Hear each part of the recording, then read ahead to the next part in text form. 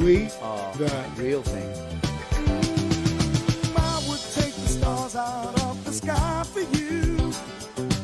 In terms of culture, The Real Thing are one of the most important bands in the history of British music.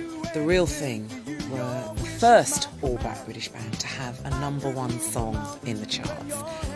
And what a song it was. You to Me Are Everything. You can't stop singing that song. When I first heard You to Me Are Everything by The Real Thing, I thought, that's a hit. We had the hit record, #1. I remember being told that it was selling at 25,000 copies a day. You to me are everything, sweet song that I can sing, oh baby, oh baby. If you were black in this country in the 70s, then you basically had a strike against you. There are places in Liverpool where we couldn't go if we didn't want to hear words like coon and wog. You just stayed away from them places. Children of the Ghetto. Children of the Ghetto is a landmark British pop song. When you listen to the lyrics, we are the lyrics. We are the lyrics of Children of the Ghetto. In a concrete jungle. You're doing this sweet, quite light soul pop song, and then you go on to do that? Filled with misery. They were, without doubt, one of the best black bands to have come out of the UK. They are the true pioneers of pop soul. The Real Thing, they changed the face of British music. They lit the fire of anything that's come after. And The Real Thing's still together as well. It's beautiful. That buzz is still there in the band now. It's fun, and that's why we still do it. We do it because we love it, you know. It's in us. I love you. Looking to the future in much brighter mood. There's a message clearly written in the sky. Times are changing, soon we'll all be flying high. Okay, well, good morning, good evening, good afternoon, wherever you are across the globe. Welcome to On the Sofa with yours truly, Esther Austin. Well, today is a real honor to catch up with Chris Amoo from The Real Thing. I haven't interviewed him, I think, for maybe 2 or 3 years. And I've been watching you guys still gigging. You still sounding incredible. And I thought, let's just see what Chris and Dave are up to. Chris and Dave from The Real Thing. So welcome, Chris. Thanks, Esther. How are you? I'm cool. I'm a bit tired. I came back from South Africa last week and I've taken a bit of a dive. You know, it was a bit of a hype. It was a really great journey. And then I'm just trying to stay above board at the moment in my mind, you know, because it was incredible trips. So listening to some of your music has just kept me, kept me above. Nice me above. one. Yeah. That's what music's all about, man. That's what music's all about. Absolutely. Absolutely. And so this, for the purpose of this conversation, I just want to see, what's been going on with you guys, because I notice you've got a lot of gigs and you're still gigging quite a lot. And also just to tap into to see, how you coped through COVID. I know that was about over a year ago now, but it's still having its impact and all those wonderful things, Chris. So welcome.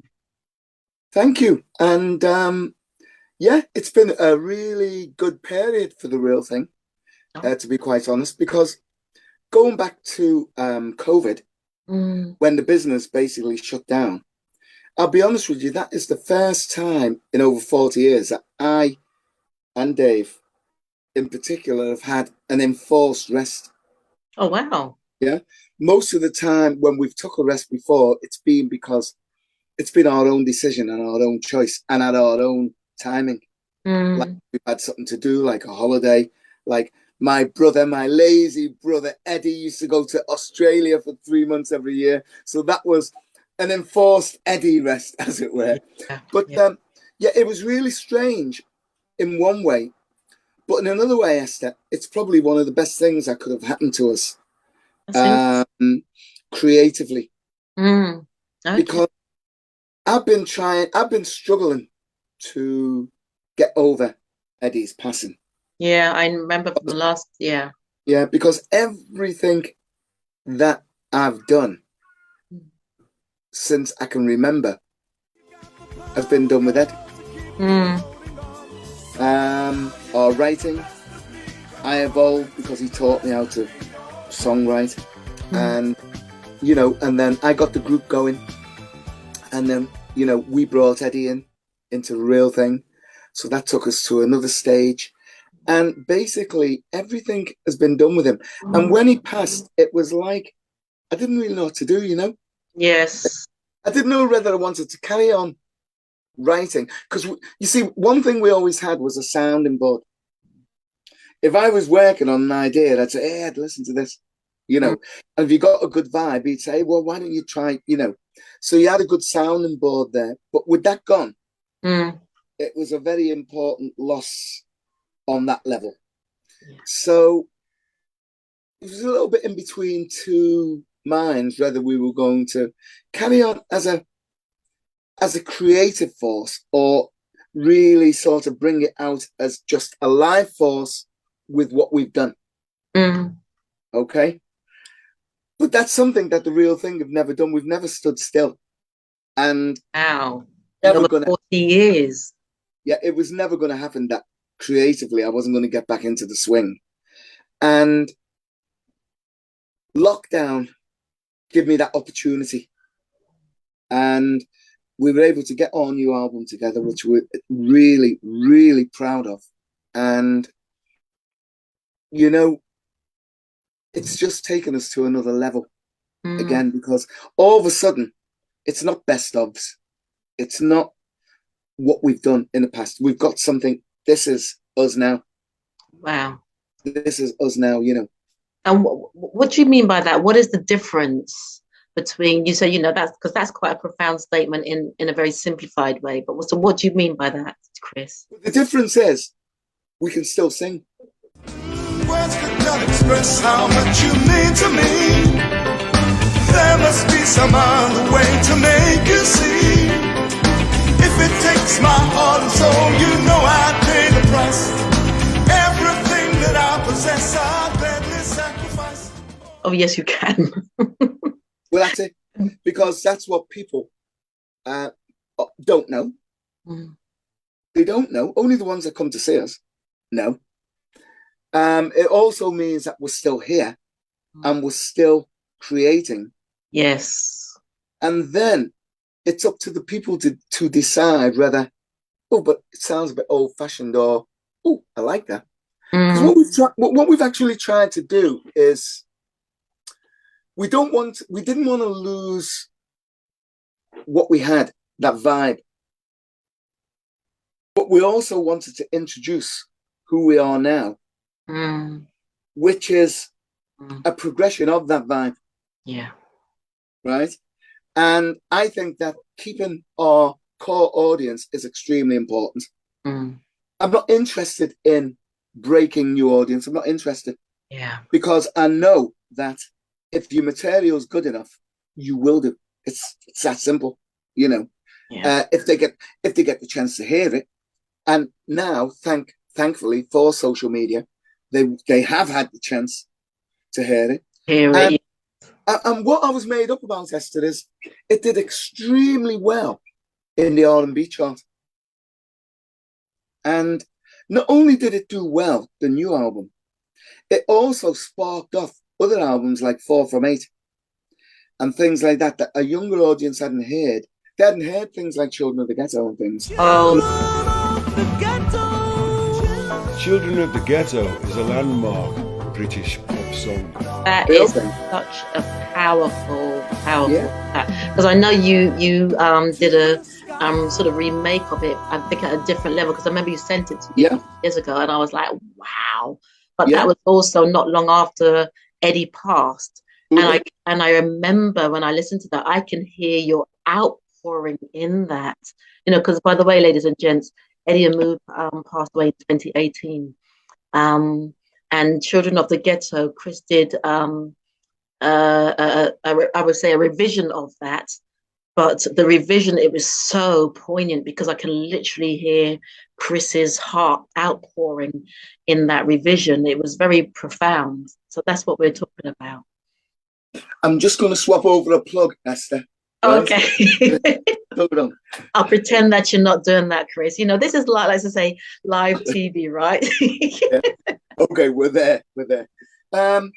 So, as I say, people a lot of younger people know the song, especially a lot of young black people know the song. Yes. But they've heard it from the likes of Mary J. Blige, Courtney Pine, Philip Bailey from Earth, Wind and Fire. And I can't tell you the amount of young hip hop artists that use the song. Sampled, yeah. You know, and it was nice to, for the first time, to be able to just get it out there and show people, let people just hear it from a slightly different perspective, and keeping the same atmosphere to the song. And you know, that's why I say it was great that lockdown came, because it really spurred me on, and we were able to develop our stage show, which is it's strong, you know, and we're working on a new drama. This is all in its very early stages. And Stan Hay, who wrote A Vida Saint Pet and a lot of other things, came up with the idea that he wanted to do a 3-part drama about the group. Wow. And that's just been finished. Obviously, I've been helping him to keep it on track a bit without losing his artistic license, if you know what I mean. Yeah. And, you know, it's going to be really good. You know, it's in its early stages, but it's definitely something that's on the horizon. You're always busy, because I know, is it 2 years ago or 3 years ago that you also brought out your documentary, Everything, the Real Thing Journey, and that I always remember the sort of whole publicity thing around that, and there was this real fantastic rollout of that. And I believe I had interviewed you around that time, and you said there is some really interesting things in that documentary. I must admit, I haven't seen it yet. I know, I hold my hands up, but I will do. But, you know, how has that, what's been the take-up of that? And also, as part of this journey, you know, with losing Eddie, the lockdown, you know, having the documentary come out at that time, what was that like for you, Chris? I couldn't watch it at first, because it was pretty much finished when Eddie died.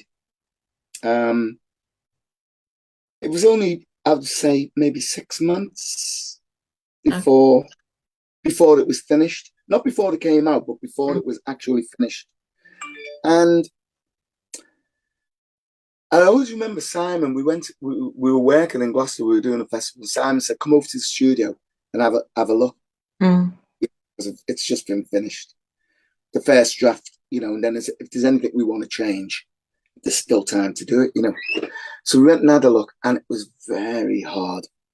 And after that, I didn't watch it for a long, long time. And then it came out, and it was on quite a lot of the cinemas. Yes, it was. Yeah. And so we were doing some question and answers. So I had to watch it, if you know what I'm saying. But it wasn't easy. But that's just been taken up by Netflix, by the way. Oh, excellent. 2 weeks ago, it's taken up by Netflix UK. So, I mean, that is in itself. It's still on iPlayer, which proves how popular it's been. Yes. So, it's introduced the group to a new audience, obviously, because a lot of the youth and a lot of younger people who weren't around at that time are interested to see where the songs came from, because they know You to Me, Force, they know them, but they don't know where they come from. And I think out of curiosity, a lot of them have watched the film and have been really gobsmacked by it, because they didn't realize that there is a depth to the band, and there's also a social statement surrounding our whole upbringing in the business. And what's that social statement? Well, what we were brought up in the ghetto.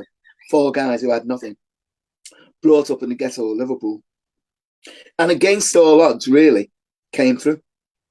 I mean, that's basically it, you know. It wasn't easy. It wasn't easy being black anyway in Mm. music because they didn't really know where to put us because we weren't American, Yes. you know.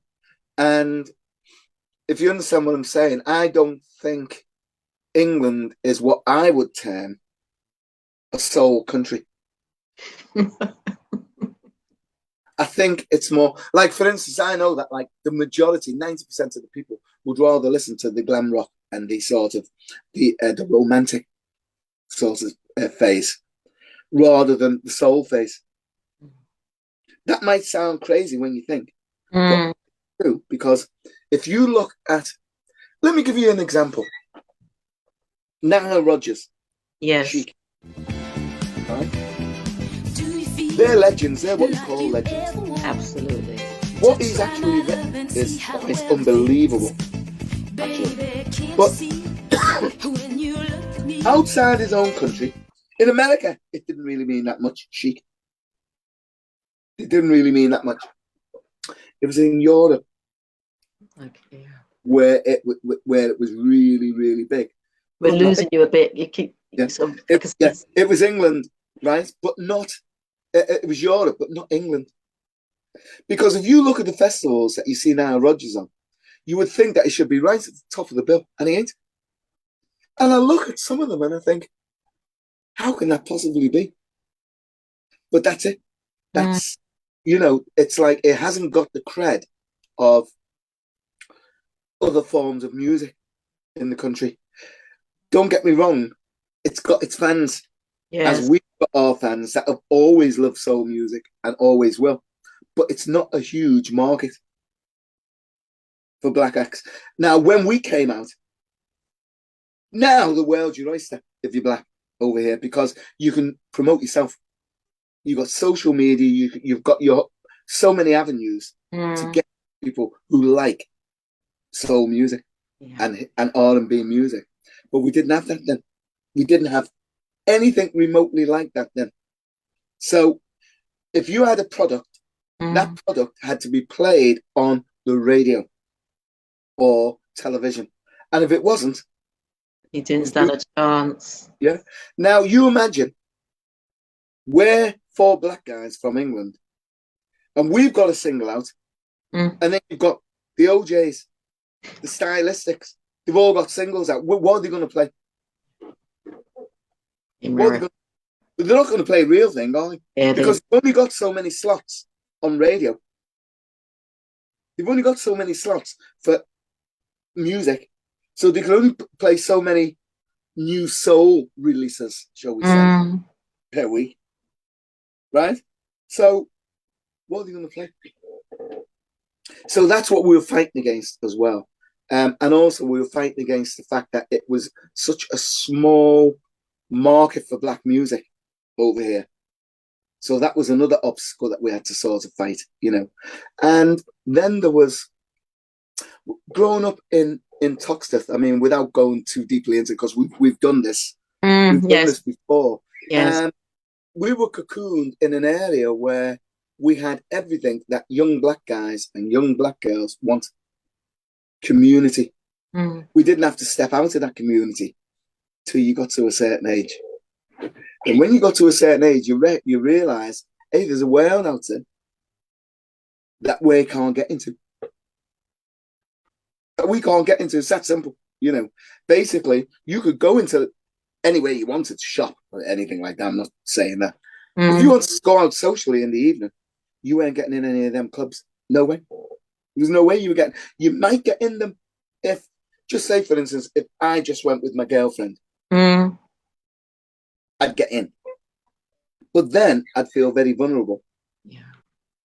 So what you tend to do when you're young is you tend to go out with your friends. Right? No chance. There's no chance you're getting into any of them clubs. So until we actually formed the group and we started playing ourselves in them clubs so we could walk into them clubs, we didn't realize that there was a world out there. And that was the world that we actually bloomed in. Because all the black Americans were bringing their records into Toxteth and nowhere else. So there was nowhere outside of Toxic and Liverpool you would earn any of them tracks. You weren't even in. You couldn't even buy half of them on import.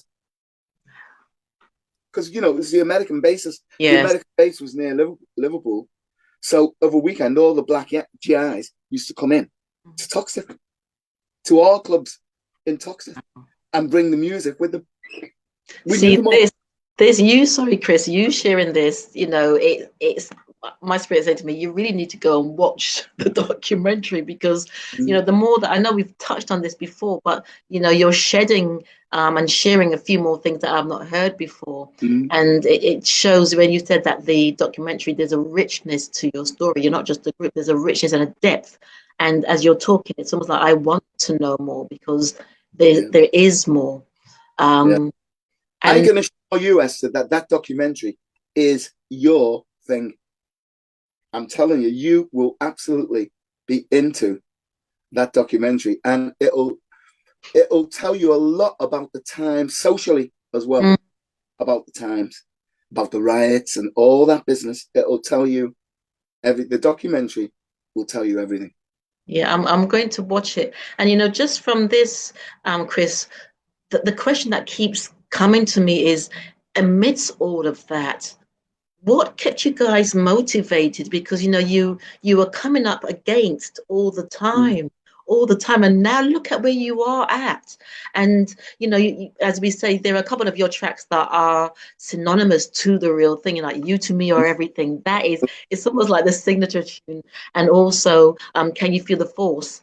So what was it that kept you guys going through that? And then the other question is, you know, what do you think has kept your longevity? Okay. It's a little bit of a paradox, really, because I said to you that they weren't really into soul music over here in a way that gives you the credibility that you should have when you've had the type of hits that we've had. But if I said to you that the British public didn't take us to the heart, I'd be lying, because we always felt great. We were young. We didn't care. Do you know what I'm saying? We didn't care. It didn't bother us. And by the time we got to an age where we started to become aware of the world and what we were stepping into, we'd broken down our own barriers because we were in a group. So basically, we could go where we wanted to. Our world was open. And I think that we've always been special to the soulsters in this country. So it's always made us feel good. So we've always felt great doing what we do. And we've always loved doing what we do. You can tell. You can still tell. Yes. Yeah. And because we've never allowed ourselves to stand still musically, we've always been able to satisfy ourselves as well as our audience. And in doing so, you don't start to become caricatures of yourself. Because it's okay looking like you do and dressing like you do when you first doing You to Me and everything. Because then I think the real thing was ahead of the time, as a matter of fact, as to what we actually wore. Because you got to sort of understand what all the other black bands were wearing at the time. And so we broke down that barrier in there was no stage seats and things like that. Whereas everybody else was still, a lot of other bands were still uniform. We were in real street gear. Everything you saw me wearing on top of the pops, up to I would wear normally. Apart from when I was wearing my sequin hat in conga bat and things like that. When I decided to go a little bit glam, you know. But on the whole, yeah, it was like that. We've always just sort of thought to ourselves, just keep moving, you know, just keep creative and keep doing your songs because people love them and we're proud of them. And, you know, it doesn't matter how stale we might feel. The people who come to see it are only coming to see you, to see them songs. That's why you're working in this festival, and in this country, and that country, and whatever. But mix it with new stuff, what you're doing. And then that keeps us sharp. It keeps our mind sharp. You don't all of a sudden feel, I can't write that type of thing anymore. Because once you stop, you can't just jump from You to Me to Can You Feel the Force. You can't just jump from that to that. It's a progression. And you don't reach that progression just by, say, for instance, if we'd have stopped writing songs when The Real Thing stopped having hits. There's no way in a million years that we could write what is on our new album. We just couldn't do it. It would be impossible. So that's why we're still here now. That's the longevity. We've always kept our minds sharp. We've kept our voices sharp because we haven't ever stopped working. So your voice, if you look after yourself and you look after it, should just get more and more rich and stronger. I was listening to the OJs about a year back. I bought a DVD of their show. And I listened to the guy, Eddie Levert, singing. And I'm telling you, he sings better now than he did then. His voice is you can feel it's like it's coming from his stomach. Sounds better. It resonates really deep. Yeah. Nothing thin. Yeah, that's right. Yes. Rich. Powerful and rich and deep. Yeah. Yes, absolutely. They're retiring though. They're retiring now. Yeah. What's his name? Eric. Yeah, Eric is still going to continue because he's a bit younger as a solo artist. But Walter and Eddie are retiring, but they've had as I said, a good innings. Unbelievable. I mean, I remember the OJs way before Love Train and all that, way before, when they were doing things like I Dig Your Act and things. And it's like, if you listen to that and you listen to where Backstabbers and things like, and Money and things like that, the way the voice blossomed, that's what keeps me going. That's what kept me going, because that made me realize that your voice shouldn't get worse as you get older. It should get better. And the way I look at it is, people will still want to see you if you sound good. Yes, definitely. Yes, we all age, and yes, we're not sort of doing all the latest hip hop dances and wearing all the hip hop clothes. But that's not what people come to see Real Thing for. What they come to see Real Thing for is to hear us singing them tunes that they grew up with, or maybe that parents grew up with. And if we can still sing them songs better now than what we did then, job done. Yeah, it's just like I saw you guys. Was it 2 years ago? Okay, you were in Catford and you were someplace else, and that energy that you brought to the energy that you guys brought, I'm like, what is he on? Because you were just so energized, and that in that energy you're showing that you're passionate. In that energy you're showing that we are still here. We still got so much to give to you, and you can tell that you give, you love, and you give, and you love, and you give, and there's this expansiveness of, you had us jumping, and I'm like, it's, age is nothing but a number. And when you're passionate about something and you go out and do it, everything else fades, all the fluff fades. But you're just there to perform, to give, to share, and you're touching so many lives. And as much as I've listened to You to Me Are Everything, especially when you've got that intro, once you hear the intro, it's almost like everybody just shuffles, like, let's get ready because this is it. And then you pick in, it's incredible. It's incredible. And I mean, if I may, and also just watching, I watched you guys with, was it the Philharmonic Orchestra? and the energy around that. And you know, Eddie was in that if I remember correctly, that video. And you Absolutely. know, I tell you now, if you talk about energy, Eddie really had the energy. I mean, really, you know. Yeah, he was like a rabbit. I could lay back a bit then because I was doing the lead singing. So I used to leave all the jumping about and the bopping to Eddie and Dave, you know. Yeah. But obviously, when Ed passed, it was just me and Dave there. They had to sort of step out of my shell and do a bit of work, you know, as well as singing. But I tell you what, we did a fantastic gig in Southend last night at the Clips. Oh, wow. And we worked with Lee from Imagination. Oh, yeah, I saw him too. There's another time, once again, whose voice just keeps getting better. Absolutely. And better. You know, we both feel the same about things.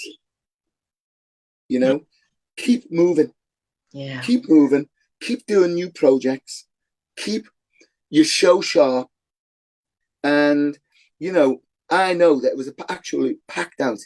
But I tell you what, that audience went out of that theatre really happy because both shows were like really, they were up, they were dancing, they were singing, you know, and it was just so nice. So I think from that era, a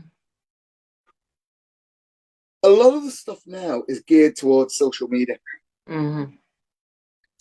Before live. And then when the acts have a little bit of success, then they start thinking about live.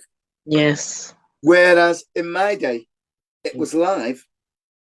And then if you were lucky, you got a single, a record that may be successful. But it didn't matter because we were always going to have a career singing live. We've just been very lucky, very fortunate that we've been able to do it at a level that has been really enjoyable for us because we've had success, you know. And that was the same with Lee, you know, yesterday. I saw him at Windsor two weeks ago, and I had to text him to say he was off the chain. It was really off the chain, and why? Because we've literally got a few minutes left. Because you know this has been almost 40 minutes already, and I can do a part 2, part 3 with you. But you know, it's just been really lovely to connect because it's really nice also to feel your vibes, your energy, and also it inspires. Hopefully, it will also not just inspire people because of the music, but because of your drive and what it brings to life. You know, you guys said, you know, you've come from the ghetto, and it was hard, but you know, persistence, tenacity, passion has got you here. So in itself, that's another, I would say, that's the messenger in you guys and in the music that supports others. The message that's important that I'd like to get across, especially to all young, especially Black aspiring musicians, and that nobody can hold you back. Nobody. It's not possible. It's not possible in our business for anyone to hold you back, you know, because if you've got it and people hear it, which now they can do because of the platforms, if it's good enough and if it's commercial enough, nobody can hold you back now. Nobody.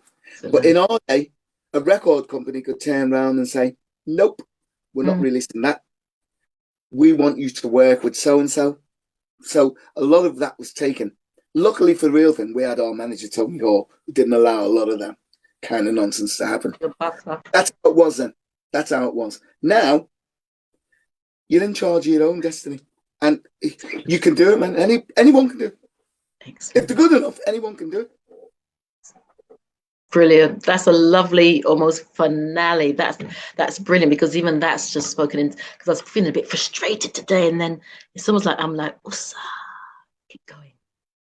Nice. Wow. And how is Dave, by the way? We've literally got about 2 or 3 minutes. How is Dave? Got to say hello to Dave, my man. Same old bloody nuisance as he's always been, I suppose.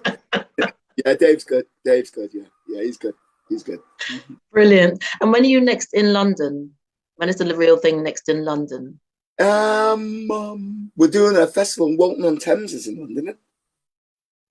The Boogieland Festival. Have a look on our Facebook. Okay. It's a Boogieland, and there's a lot of really good acts on Soul to Soul, and everyone's on. Okay. It will be a really good gig. Brand new, all them bands. Oh, nice. That's next week. But we just done the Boys' Day as well, which is a small, intimate club, which we always love doing. Is it Canary Wharf? Canary Wharf. Yeah, we did that last week, so we won't be in London for a while after this. But you should come to the Jazz Cafe when we're on there. Okay, I'm going to take a look, and I will definitely be there. Okay. Well, Chris, thank you always for your time. I love these types of conversations. They're wholesome and they're energetic. And, I'm going to go off and do my thing. I feel like a superhero at the moment now. But really, do me a favor and have a listen. Have a look at the Yeah, I will do. I will definitely do. I need to after this conversation. It really will. I promise you, it'll capture you. Okay. And that means I'll have to interview you and after that as well. So, yep, absolutely. So you give me a buzz when you've seen it, and we'll talk about it. Okay, excellent. Well, ladies and gents, I've just been talking to Chris Amoo from The Real Thing. And as you can hear from this, there's so much more coming your way from the group. Look them up on all the social media platforms, see where they are performing, and go and get a sample and a taste of this incredible group. Chris, take care and say hello today for me. Thank you. I will, Esther. You take care. Thank you. Bye. Bye. I would take the stars out of the sky for you. Stop the rain from falling if you ask me to. When we say goodnight, it hurts me more and more. Girl, it just ain't right to end a day like this. Can you feel the force? Can you feel the force? I just got to be me.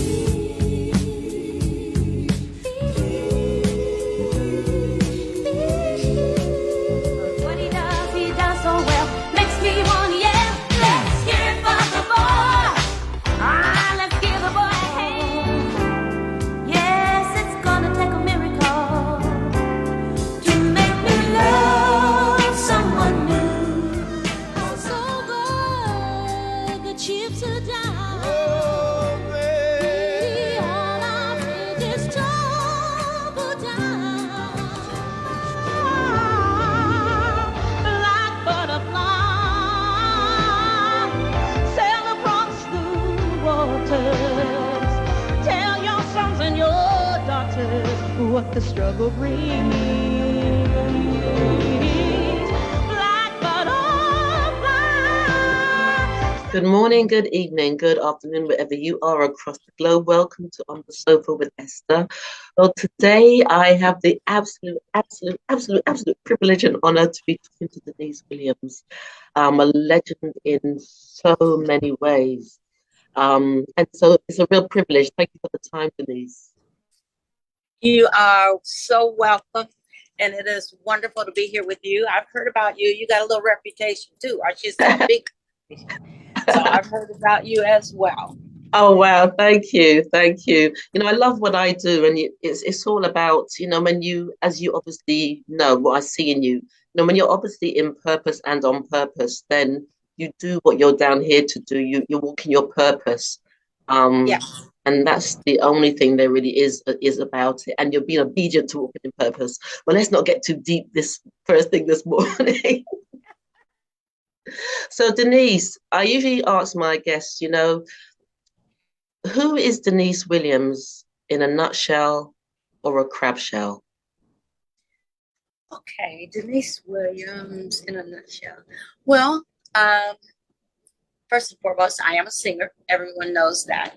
God gave me a gift. I didn't want to be a singer, but my purpose was to be a singer.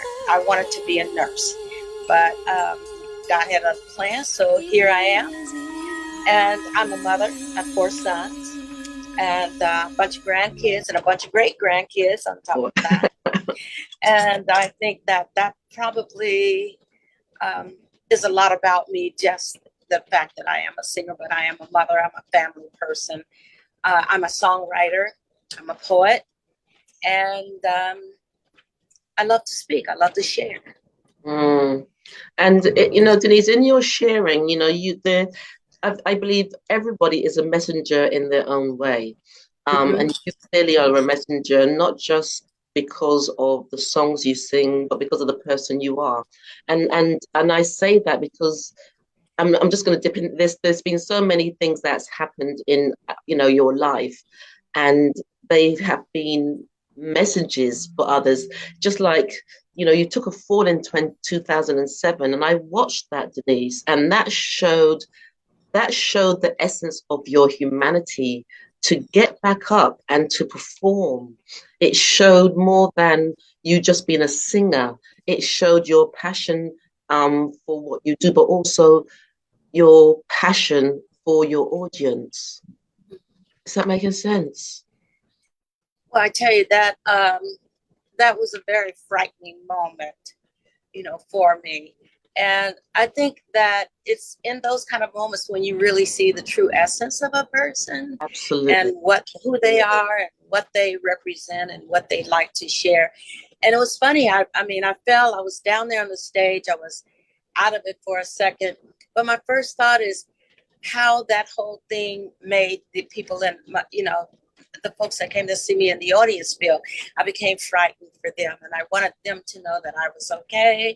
Everything was fine.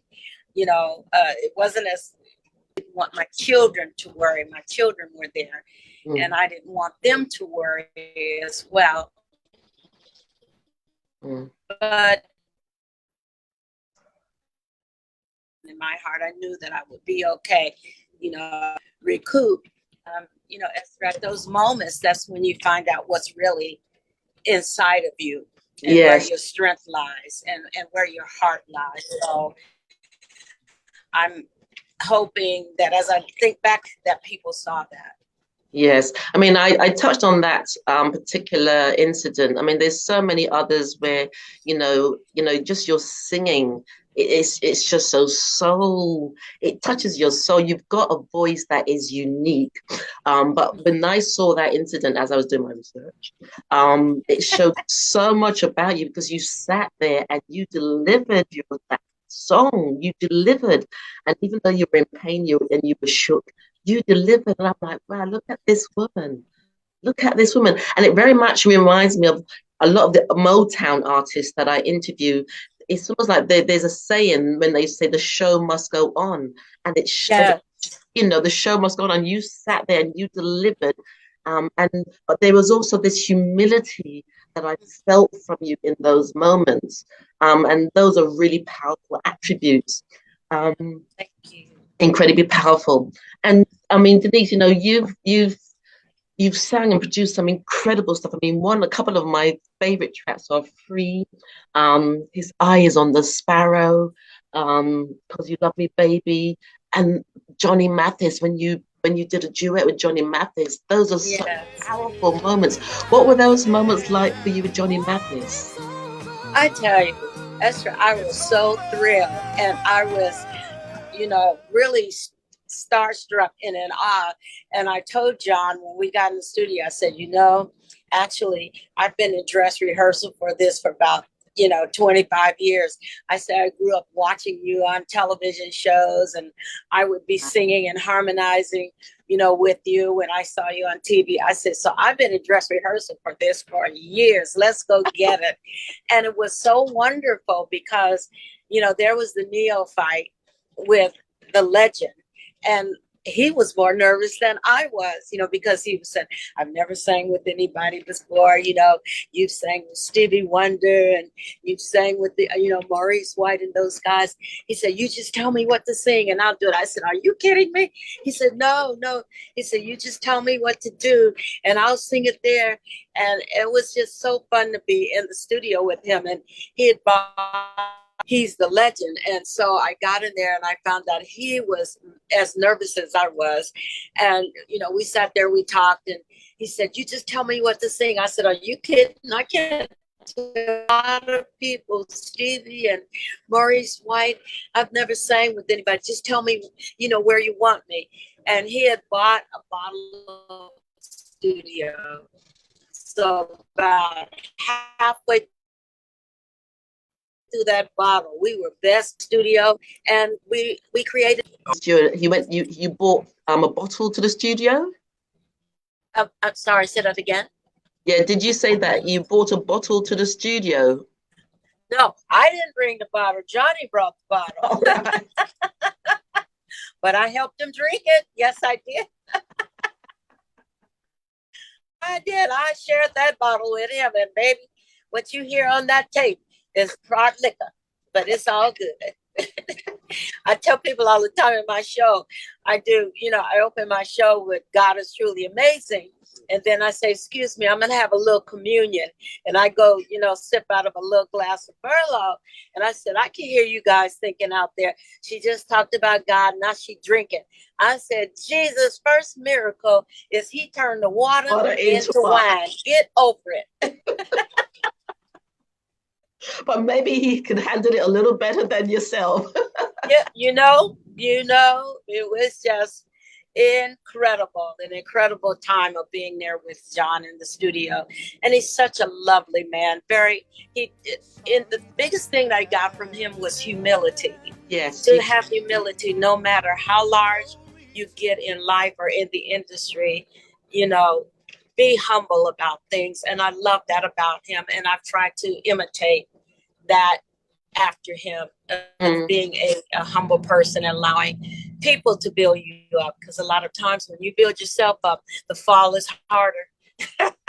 Absolutely. I said, okay, I can spare myself that experience by learning from him. Excellent. That's a wonderful story. That's beautiful. So Deniece, you are currently doing a tour in the UK.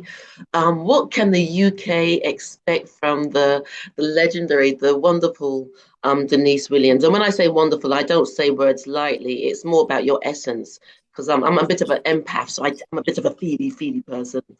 So what can we expect from you, my dear? Well, I'm going to go out there and sing my best and have fun and visit, because years ago, when I first started my career, and I went to Stevie and I said, I'm so scared. I don't want to go out there. I'm scared of going in front of the people. He said, Deniece, he said, they love you. He said, they've come to hear you sing.